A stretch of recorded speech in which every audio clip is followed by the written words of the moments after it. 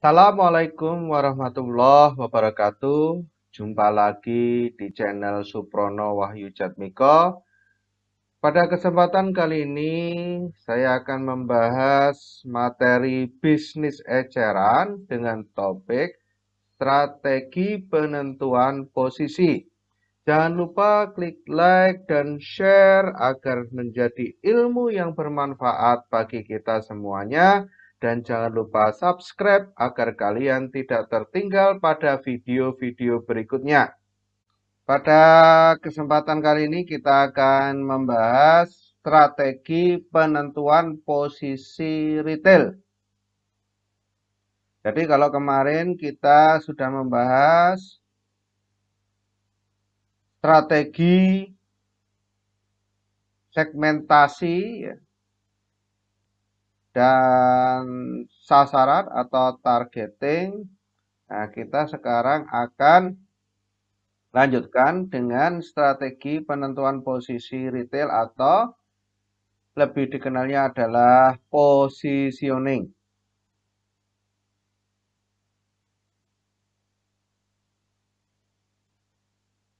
Jadi nanti kita akan mempelajari tentang pengertian penentuan posisi retail, langkah-langkah penentuan posisi retail, kemudian kegunaan penentuan posisi retail, prinsip strategi penentuan posisi, kemudian analisis pasar internal dan kompetitor, peta penentuan posisi, serta penentuan posisi ulang.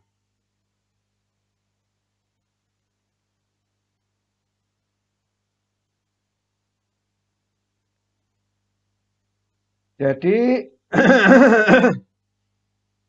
yang dimaksud pengertian penentuan posisi di sini adalah pada intinya suatu citra perusahaan yang terbentuk di dalam benak konsumen. Jadi yang dimaksud penentuan posisi ini nanti bagaimana caranya perusahaan kita, usaha kita itu bisa berada di benak konsumen. Nah, kalau kita sekarang berbicara di masalah bisnis retail, kita ambil contoh adalah misalkan toko kelontong atau warung kelontong kita, bagaimana caranya warung kita itu bisa masuk di dalam benak konsumen. Nah, jadi yang namanya masuk di dalam benak konsumen, itu kalau itu adalah bisnis warung kelontong, itu boleh dikatakan ya kalau mau beli barang di tokonya Pak Suprono saja, itu adalah salah satu yang berhasil di dalam melakukan positioning. Nah, bagaimana caranya bisa masuk ke dalam benak konsumen tersebut? Nah, ini harus membedakan antara usaha kita dengan kompetitor. Ya. Jadi kita harus bisa membedakan usaha kita dengan kompetitor. Kita bikin berbeda, ya. Kita bikin berbeda. Kita ambil contoh ada beberapa toko ya, beberapa toko itu ketika ini simple, mungkin yang dijual itu sama ya. Yang dijual sama, tetapi yang membedakan apa? Ketika konsumen masuk pertama, itu konsumen harus membuka pintu dan begitu membuka itu berbunyi klinting gitu. Atau ada belnya kan gitu. Kemudian disambut oleh eh, pramuniaganya ya dengan ucapan selamat pagi Bapak Ibu, selamat berbelanja.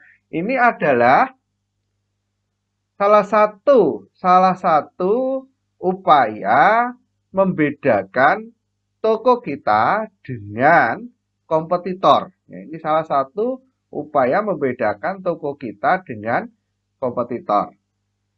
Nih, bisa juga di dalam hal display produk yang kita jual. Ya, produk yang kita jual. Sama-sama kalau kita amati ya, sama-sama itu adalah peritel besar ya. Sama-sama peritel besar. Tetapi ternyata di antara peritel-peritel tersebut itu kalau kita amati itu memiliki kekhasan ya. Memiliki kekhasan masing-masing. Ini peritel besar, dia jelas jualannya adalah jualnya murah. Tetapi di dalam mengemas tokonya itu berbeda-beda. Ya, jadi kita ambil contoh ya, yang peritel-peritel besar tuh kayak seperti Indogrosir, ya, Hypermart, ya, Carrefour, gitu. Itu adalah peritel-peritel besar. Nah, kalau kita masuk ke dalam toko mereka, itu ada banyak perbedaan antara mereka bertiga, padahal mereka bertiga itu sedang bersaing, kan itu. Mereka memiliki perbedaan, di mana kalau kita lihat, seperti Indogrosir, itu adalah dia display warehouse. Dia displaynya itu warehouse, seperti gudang. Jadi ibaratnya kita itu kalau beli di toko-toko Indogrosir itu kayak kita itu memasuki suatu gudang. Di mana kita di situ disajikan rak-rak di mana ada dalam display kecil-kecil, tetapi ada juga dalam display kartonan. Karena ini memang display gudang. Lalu kalau kita masuki ke Hypermart, Hypermart ini dia bercorakan itu kombinasi. Ya. Tetapi di sini seperti Carrefour, jadi kita masuk ke Hypermart dan Carrefour itu kita berasa masuk di sebuah supermarket biasa. Hanya berbeda dengan Indogrosir tadi, kita seolah-olah masuk di sebuah gudang yang besar. Sekarang Hypermart sama Carrefour ini sama-sama displaynya kita masuk di sebuah supermarket. Tetapi ternyata mereka memiliki kekhasan masing-masing. Kan gitu. Kalau di Carrefour tetap menjaga itu adalah suatu konsep supermarket ya, retail ya, di mana yang dipajang itu tidak mencerminkan suatu yang kita itu bisa membeli dalam partai besar. Karena penyajiannya adalah penyajian eceran. Nah, sedangkan kalau Hypermart itu pertama kali kita sajikan itu adalah kita disajikan sebuah supermarket dengan kondisi eceran. Kita belinya sedikit-sedikit satu-satu gitu ya. Tetapi begitu kita sampai belakang, biasa di bagian belakang dari Hypermart itu kita bisa membeli dalam jumlah kartonan, kan gitu. Nah, dia ada lokasi khusus di situ display yang memang jualannya adalah jualan dalam partai yang lebih besar, kan gitu. Nah, ini adalah membedakan dengan kompetitor. Jadi orang itu akhirnya membentuk suatu citra, kan itu. Dan citra itu nanti sesuai selera masing-masing. Nah, ini adalah positioning. Contoh positioning seperti itu. Nah, supaya bisa melakukan langkah-langkah yang seperti tadi sebagai contoh, ada beberapa hal yang bisa kita lakukan. Yang jelas, di dalam kita membedakan dengan kompetitor itu harus mencari yang menjadi keunggulan dari toko kita atau retail kita. Oleh karena itu di sini yang pertama harus dilakukan harus mengenali keunggulan dari retail kita atau toko kita. Dimulai dari yang paling penting, yang paling berbeda, yang paling unggul, yang dapat dikomunikasikan, yang tidak mudah ditiru, terjangkau dan menguntungkan. Ini adalah cara mengenali keunggulan dari retail kita. Kan itu. Kalau apa yang kita sajikan itu mudah ditiru oleh kompetitor, itu bisa jadi itu belum merupakan keunggulan dari retail kita. Kan itu. Maka kita harus mencari konsep, ya, konsep dari retail kita. Jadi kalau tadi saya nyontohkan ada peritel besar, ya. Peritel besar itu tadi ada Indogrosir, Hypermart, Carrefour. Nah, sekarang apakah ini peritel besar? Kayak Alfamart, Indomaret. Orang kalau melihat Alfamart, Indomart, Kmart, K24 ya, K24 itu ya. Itu orang melihatnya itu seolah-olah mereka itu bukan peritel besar, padahal mereka itu peritel besar. Ya. Mereka itu peritel besar. Hanya mereka itu lalu mengkonsep ya, toko mereka itu seperti toko-toko yang ada di sekitar kita. Ya. Mereka tidak mengkonsep dalam toko yang bentuknya besar, ya, ribuan meter persegi itu tidak. Tetapi mereka mengkonsep seperti toko-toko di tetangga kita. Nah ini adalah kenapa mereka seperti itu? Karena mereka merasa inilah keunggulan dari kami kan. Inilah keunggulan dari kami. Dan konsep inilah yang bagi kami adalah paling menguntungkan kan. Inilah maka ketika kita itu mengembangkan suatu retail bisnis, kita harus bisa tahu ya apa yang menjadi keunggulan dari produk kita, apa yang menjadi kekhasan dari produk kita. Kalau kita memiliki lebih dari satu, yang merupakan keunggulan dari retail kita, maka kita harus mencari ya, yang paling kuat dan yang paling menonjol dari keunggulan-keunggulan kita itu apa yang paling kuat dan apa yang paling menonjol. Jadi apa itu yang paling menonjol dari usaha kita? Apa yang menonjol dari usaha retail kita? Nah, itulah yang kita pilih. Kayak gitu. Misalkan kebetulan kita membuka retail atau membuka toko itu kita dapat karyawan itu yang ramah.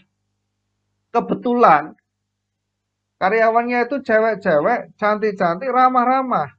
Nah, ini keunggulan. Ini keunggulan. Maka kita harus menggunakan keunggulan tersebut sebagai langkah-langkah di dalam penentuan posisi. Nah, biasanya kalau yang beruntung dapat karyawan yang bagus seperti itu, mereka lalu memoles ya, memoles mereka sehingga itu menjadi keunggulan dari usaha mereka. Nih, nah setelah ditemukan keunggulan-keunggulan tersebut, maka kita sampaikan kepada masyarakat. Ya. Kalau kalian belanja di toko kami akan memperoleh ini kan itu. Ya, akan memperoleh ini. Nah, ini adalah dalam rangka menyampaikan kan itu. Nah, bagaimana kalau seandainya sulit menemukan? Kadang-kadang itu kalau usaha rumahan ya. Usaha rumahan itu kalau di dalam bahasa Jawanya itu adalah glundung ya. Udah jalan aja, yang penting jalan. Tanpa suatu keunggulan. Karena biasanya kalau usaha rumahan di situ kita konsepnya adalah konsep di kampung, itu biasanya ya sudah usaha-usaha saja kan itu. Nah, lalu buka-buka saja.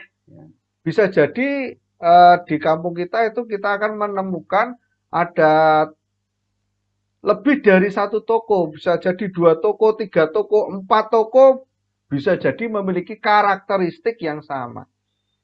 Nah, ini bisa juga mereka mengkondisikan kan gitu, yaitu dengan suatu kerjasama. Sekarang ada retail yang kerjasama kan ya.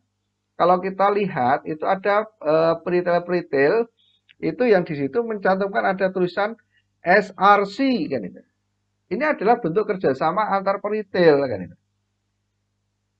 Sehingga akhirnya peritel-peritel yang kerjasama di situ dia bisa memberikan suatu keunggulan, memberikan suatu nilai lebih ya kepada konsumen kan itu. Kadang-kadang simpel nilai lebihnya atau keunggulan yang apa? Keunggulan yang diperoleh oleh konsumen yang atau keunggulan yang disajikan oleh peritel kepada konsumen itu kadang-kadang cuma simple. Seperti misalkan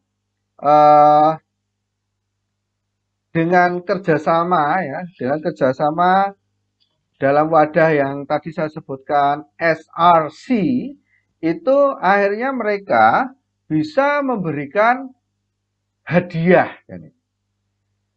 Kalau belanja di toko kami dapat hadiah. Nah, ini menjadi keunggulan kan gitu.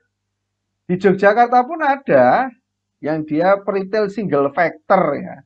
Peritel single factor dia tidak bekerja sama, tetapi dia ciri khasnya adalah selalu setiap tahun dia menggelar yaitu kupon berhadiah dan itu setahun itu sampai 2 kali. Nah, ini adalah salah satu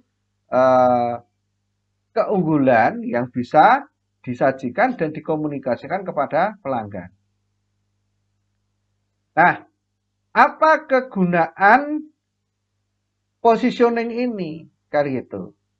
Yang pertama, dengan kita melakukan positioning ini, kita melakukan strategi penentuan posisi ini, yang pertama kita bisa mengerti hubungan antar produk dan pasar. Jadi dengan kita melakukan positioning ini, kita akan tahu produk kita, barang kita yang kita jual, apakah relevan atau nyambung tidak dengan pasar kan gitu. Jangan-jangan kita itu sudah capek-capek ya menjual barang ke pasar tetapi tidak nyambung dengan pasar. Kalau tidak nyambung dengan pasar, produk kita tidak akan laku kan. Maka dengan menentukan positioning ini kita bisa nyambung dengan pasar. Kebutuhan pasar itu seperti apa, kita bisa mencukupinya kan. Maka jangan heran ya. Walaupun itu peritel besar ya, ada yang dia menyajikannya eceran. Nah, sama-sama eceran ya. Itu ada yang dia membedakannya di kemasan. Ya, dia membedakannya di kemasan.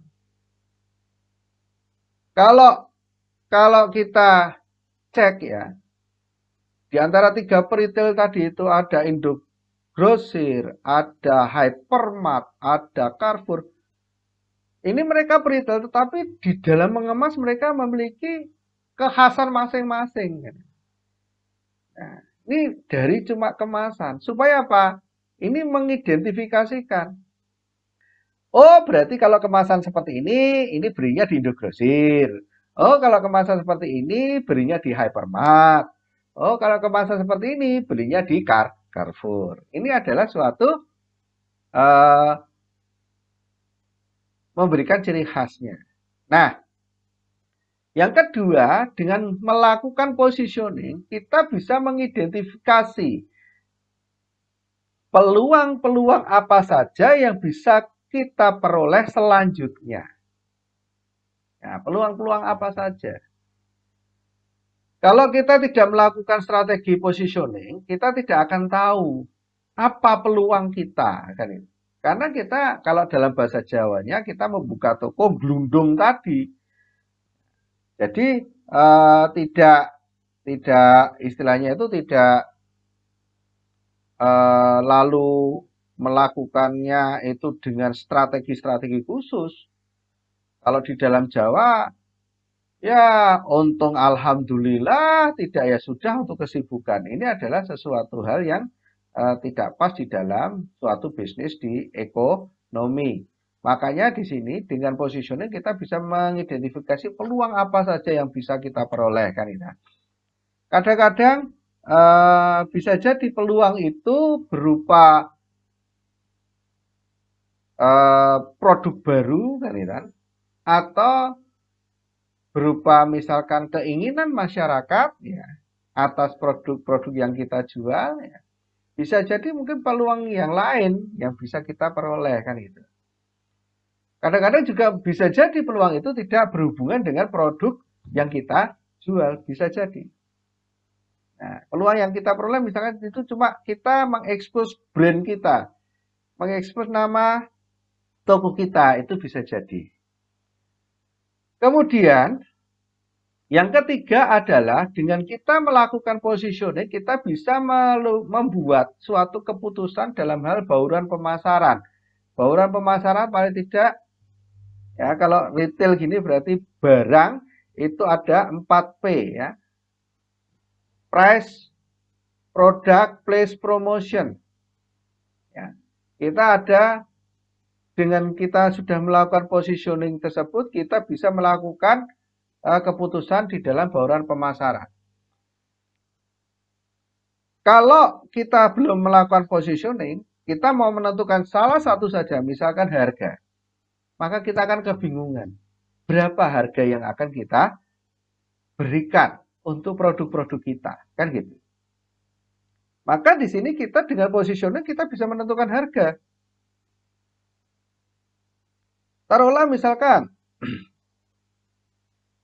sama-sama produk kita itu yang dijual, toko kita itu sama seperti retail yang tadi saya sebutkan, yang sepertinya kecil ya tadi, seperti Alfamart, Indomart, K24 ya. Kita anggaplah toko kita sama dengan mereka. Tetapi ternyata positioning kita itu misalkan contoh dari sisi lokasi, toko kita itu di komplek elit, ya, di perumahan mewah. Ini kita tidak bisa mengkonsep toko kita itu seperti toko-toko yang lain. Berarti kita bisa mengkonsep toko kita itu adalah untuk melayani konsumen menengah atas. Konsumen menengah atas gimana? Gak mungkin toko kita itu tidak pakai AC kan itu. Kita harus mengemas pakai AC. Nah, dengan kita tahu yang kita layani adalah menengah ke atas, jelas harga itu tidak akan menjadi permasalahan. Maka harga kita itu bisa sedikit lebih tinggi dibandingkan peritel-peritel yang lain. Ini salah satu contohnya. Prinsip strategi penentuan posisi. Yang pertama adalah dengan kita melakukan positioning, ini mengantar dan membangun penentuan posisi di benak konsumen. Jadi intinya bagaimana bisa membangun citra toko kita itu di benak konsumen. Yang kedua, penentuan harus khusus, sederhana, dan konsisten. Nah, ini yang paling sulit, yang sering kita temui adalah di peritel dalam hal konsisten. Kadang-kadang kita itu mudah terpengaruh oleh kompetitor kita. Padahal ketika kita terpengaruh oleh kompetitor kita, bisa jadi kita itu tidak sesuai dengan mereka. Nah, alhasil ketika kita terpengaruh kompetitor yang lain, malah penjualan menjadi buruk. Ya, ini yang menjadikan problem permasalahan. Maka ketika kita sudah menentukan posisi kita, kita harus konsisten di posisi tersebut. Dan kita kembangkan potensi-potensi apa lagi yang bisa kita peroleh dari posisi kita tersebut. Kemudian yang ketiga, membedakan dari kompetitornya. Jadi di dalam positioning ini harus beda dengan kompetitor yang lain. Ini harus beda. Di tempat saya itu kebetulan ada peritel yang dalam bentuk toko, ya. Tapi ada peritel yang tidak jauh dari toko itu. Itu cuma selang satu rumah, ya. Itu juga ada peritel, sama kelontong juga, ya. Sama kelontong juga. Tapi dia memiliki kekhasan dibandingkan yang toko tadi. Kalau yang toko tadi saya ambil contoh, ya, saya ambil contoh adalah untuk rokok, ya, untuk rokok. Itu di toko tersebut tidak bisa ya namanya beli satu keteng itu tidak bisa.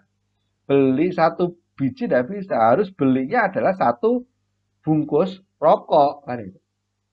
Nah, di toko peritel yang satunya itu dia memposisikan itu adalah jualan ketengan. Maka di situ gula saja dia jual ada yang setengah kilo. Beras juga dia jual ada yang sekilo. Sehingga orang ketika di kampung saya ketika akan beli ke yang dalam bentuk misalkan saya mau beli beras 5 kilo atau mau beli beras satu karung tidak di toko yang kecil tadi. Tidak di toko yang satunya tadi. Tetapi belinya di toko yang besar. Tapi ketika misalkan budget kita di tanggal tua, budget kita itu kurang, kita mampunya beli beras 1 kilo, gula setengah kilo, ya udah di toko yang kecil itu. Ini adalah positioning.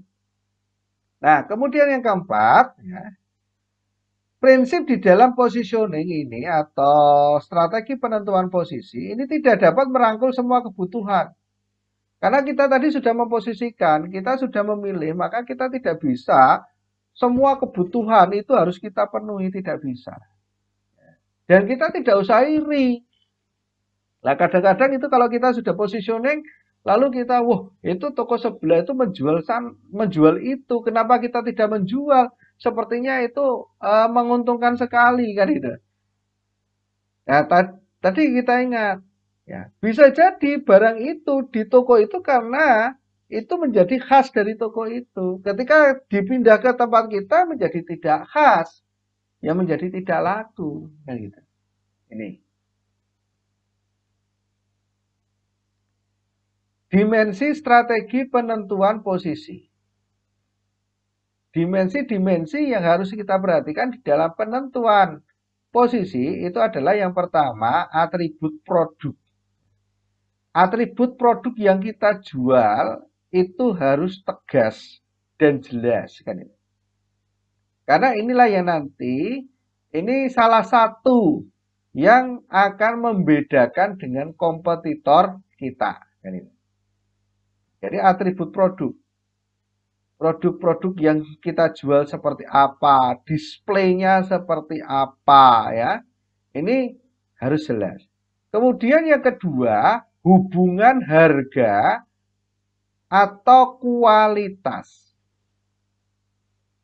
Nah, setelah kita melakukan positioning dan kita bisa menentukan strategi bauran pemasarannya. Nah, harga di sini yang kita berikan itu harga apa kan itu.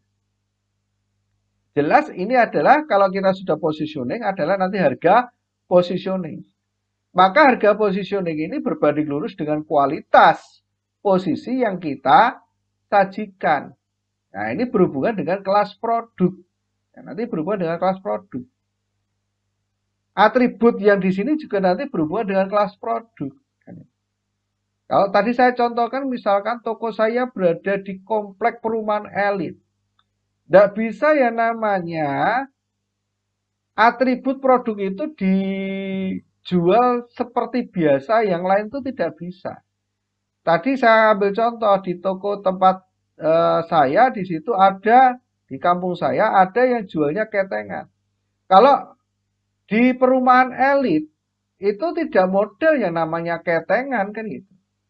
Karena di sini kelas produknya itu adalah sudah menengah ke atas.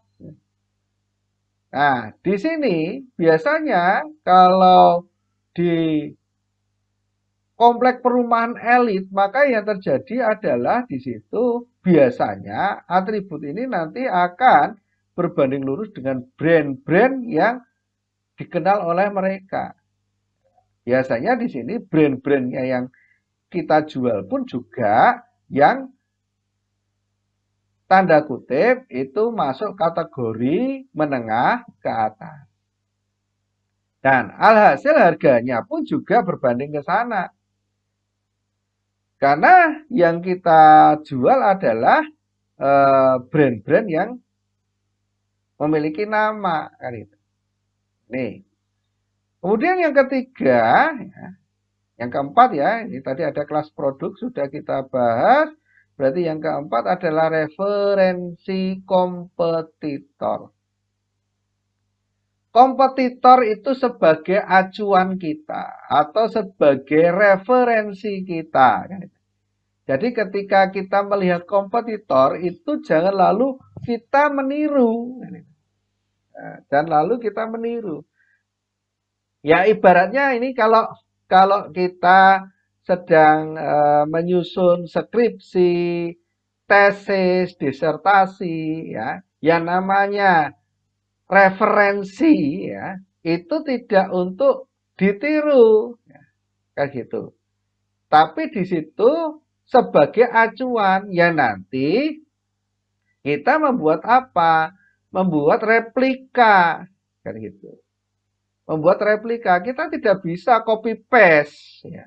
Kalau di dalam penelitian kayak skripsi, tesis, disertasi, kita mengcopy paste dari referensi ini, ya kita bisa kena yang namanya plagiasi kan itu. Nah, kalau di bisnis itu kita tidak akan kena yang namanya plagiasi, tetapi toko kita bisa jadi tidak akan laku kan itu. Karena apa? Kita mengcopy paste dari kompetitor kita ini. Padahal tidak cocok ketika kita terapkan di perusahaan kita. Nah, ini menjadi problem. Nih. Kemudian yang selanjutnya yaitu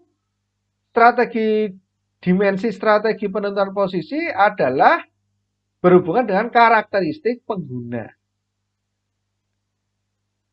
Nah, makanya kenapa di sini referensi kompetitor bukan kita itu plagiasi kompetitor, karena karakteristik pengguna dari toko kita sama toko kompetitor itu berbeda. Ya, kayak tadi yang saya contohkan adalah peritel yang ada di kampung saya. Ada yang dalam bentuk toko yang cukup luas, ada yang bentuknya warung sederhana. Nah, di sini kita sudah bisa membedakan karakter pengguna antara dua toko itu pasti berbeda. Makanya si peritel yang dalam bentuk warung yang sederhana itu dia sudah paham. Oh, saya itu warung saya seperti ini, toko saya seperti ini, tidak pakai AC, pasti karakter pengguna saya adalah yang menengah ke bawah. Atau orang-orang yang terpaksa membeli di toko saya. Ini adalah karakter dari pengguna peritel di tempat saya yang warungnya sederhana. Ini harus kita pahami. Nah, Untuk bisa mengarah ke sana, maka kita harus melakukan yang namanya analisis pasar, lalu kita kaitkan dengan internal kita, lalu kita kaitkan dengan kompetitor.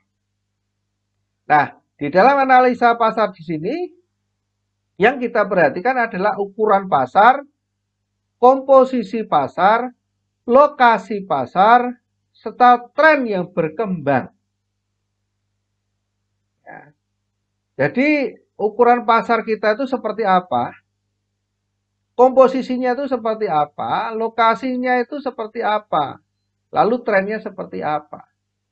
Kalau di tempat saya itu lengkap. Ada peritel sederhana yang tadi tanpa AC. Kemudian ada yang peritel besar, dia besar tapi tidak pakai AC. Lalu di tempat saya itu kebetulan tetanggaan sama peritel besar nasional yaitu Hypermart. Seberangnya ada Indogrosir. Nah, ini kita harus mengamati itu. Dan ternyata kenapa kok toko yang di tempat saya itu di kampung saya yang besar, kemudian yang tadi sederhana, mereka tetap ada yang beli. Daya beli cukup ramai. Karena apa? Yang mereka bidik itu adalah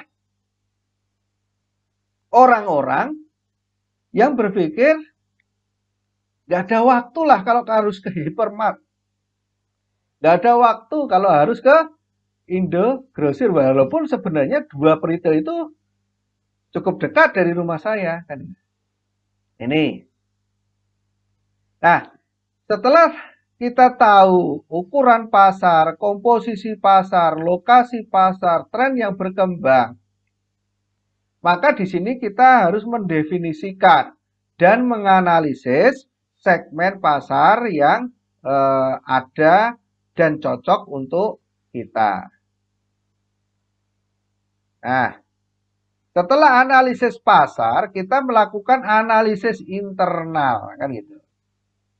Oh, pasar kita itu yang kita layani seperti ini. Kenapa warung retail yang di tempat di kampung saya itu laku walaupun di situ ada hypermart, ada Indogrosir yang besar-besar. Bahkan tidak jauh dari situ ya, itu juga ada Indomart, ada Alfamart, ada K24 kan itu. Karena di sini kebetulan karakteristik ya, karakteristik penduduk di kampung saya itu adalah orang-orang menengah ke bawah. Hanya sedikit yang masuk kategori menengah ke atas, rata-rata menengah ke bawah. Orang menengah ke bawah itu bekerjanya itu banyak, ya, banyak kerja, penghasilan menengah kan gitu kan, ciri khasnya yang menengah ke bawah kan itu. Orang yang masuk kategori menengah ke bawah itu kerjaannya itu pasti banyak dan sibuk. Maka mereka itu tidak sempat untuk harus ke hypermart, ke Indogrosir. Waktu mereka itu sangat berharga. Nah, setelah kita tahu di sana, kita analisis intern kita. Sumber daya kita itu seperti apa? Nah, ini sumber daya baik itu sumber daya modal, sumber daya manusia, kan ya? Yang kita miliki itu seperti apa? Nah, cocok tidak kan gitu. Nah, kebetulan ini kalau yang toko-toko di dekat saya ini sudah bisa menerapkan positioning ini. Dan orang-orang karyawan yang jualan di situ tidak seperti karyawan yang bekerja di toko-toko retail yang tadi saya sebutkan, ada Hypermart, ada Indogrosir, ada Indomart, Alfamart, K24. Ini mereka beda. Kesannya adalah ini penjualnya adalah penjual-penjual desa kan gitu.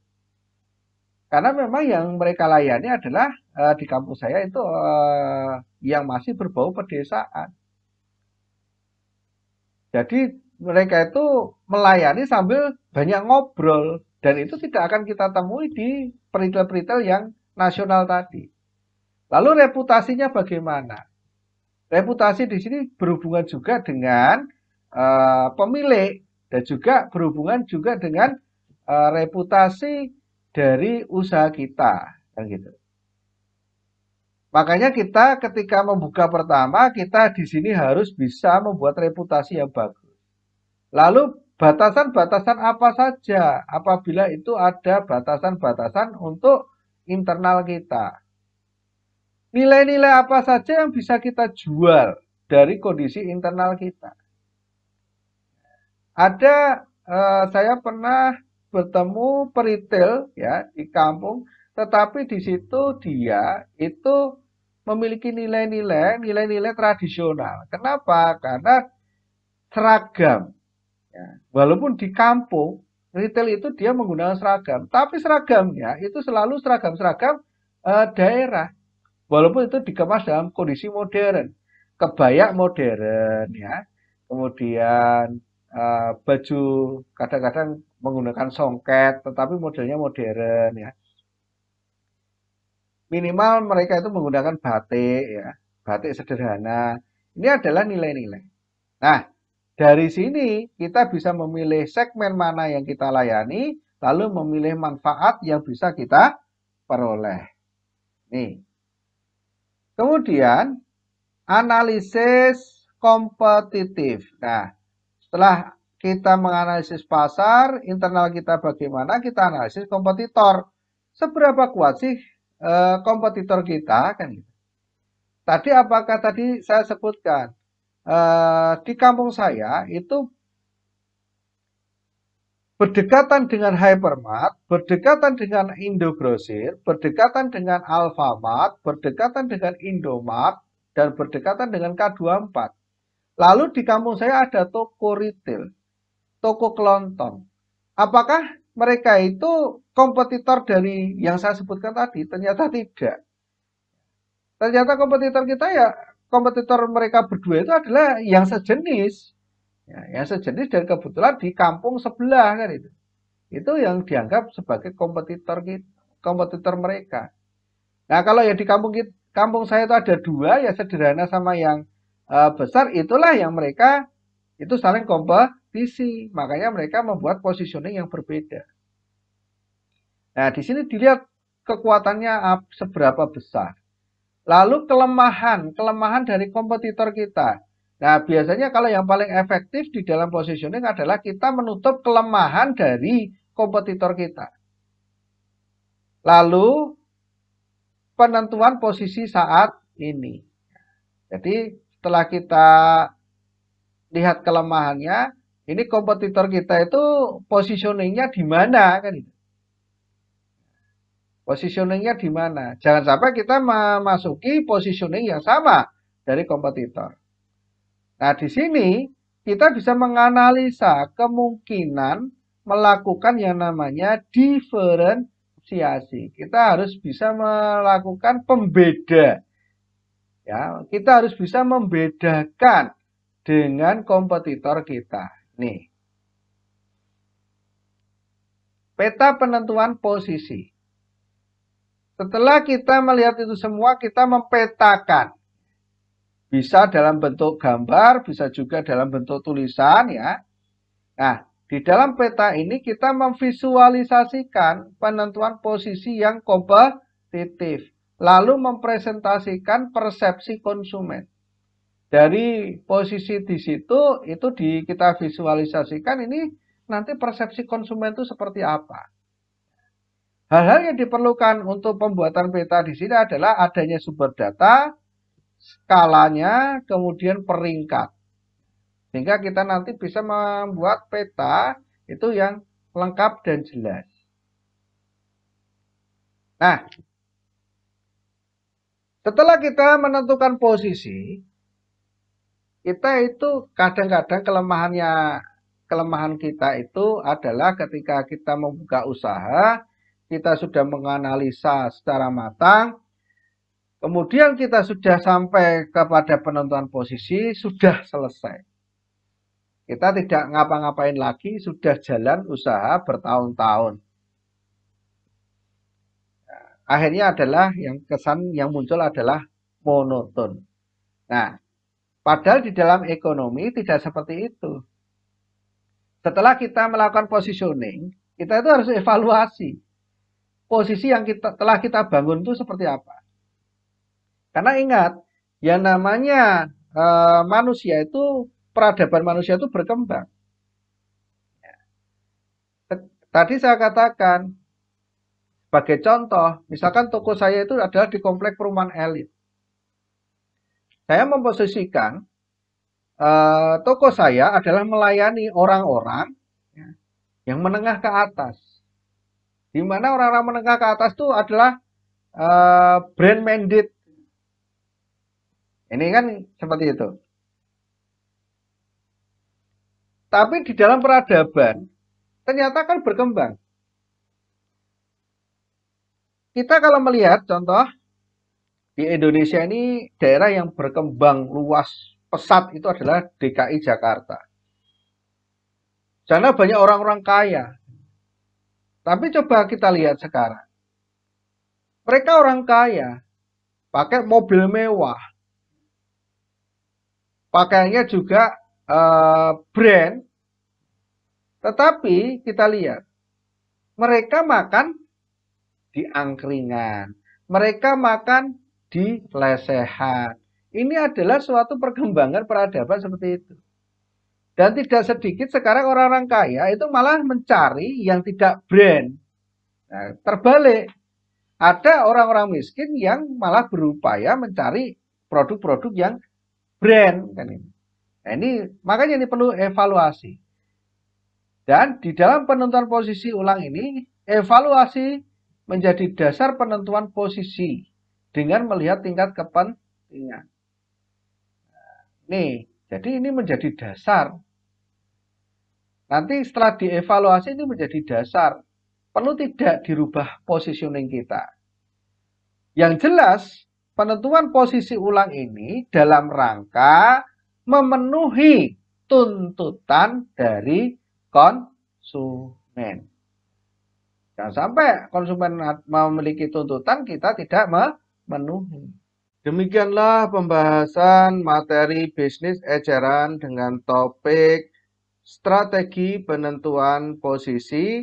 Jangan lupa klik like dan share agar menjadi ilmu yang bermanfaat bagi kita semuanya. Dan jangan lupa subscribe agar kalian tidak tertinggal pada video-video berikutnya. Kurang lebihnya mohon maaf. Akhirul kalam. Wabillahi taufiq wal hidayah. Assalamualaikum warahmatullahi wabarakatuh.